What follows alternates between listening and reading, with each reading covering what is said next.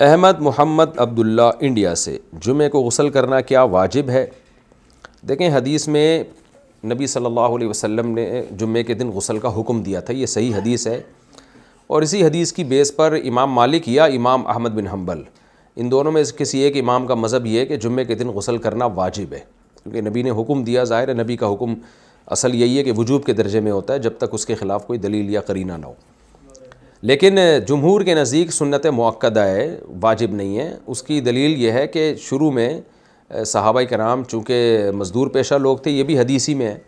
مزدور پیشہ لوگ تھے تو جمعے کے دن پسینہ ہوتا تھا، لوگ ایسے ہی کراؤڈ آ کے جمع ہوتا تھا تو پسینے کی اسمیل آتی تھی مسجد میں،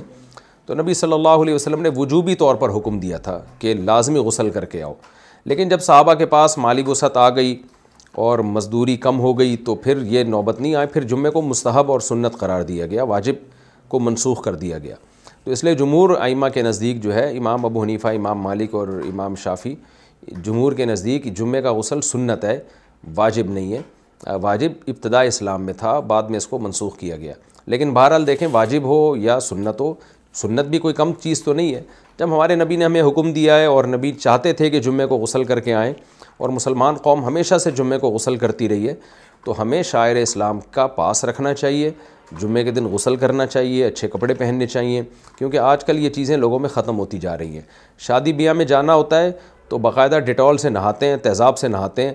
اور سارے جراثیم مارتے ہیں، خوشبوؤں میں گھنٹوں گھنٹوں شیشے کے سامنے بیٹھ کے تیار ہوتے ہیں، نماز کے لیے جمعے کے لیے جانا ہوتا ہے منہ اٹھا کے چلے جاتے ہیں۔ تو بری بات ہے نا، آپ اللہ کے نے جب ایک چیز ہمیں زینت اختیار کرنے کا حکم دیا تاکہ نماز کو آپ ویلیو دیں، عید ہے، جمعہ ہے، یہ تو جمعہ بھی عید کی طرح ہی ہوتا ہے، چھوٹی عید ہے ایک قسم کی وہ، تو اس لیے اس کو پروٹوکول دینا چاہیے، اللہ تعالیٰ اس سے خوش ہوں گے، تو اس لیے جمعے کو نہا دھو کے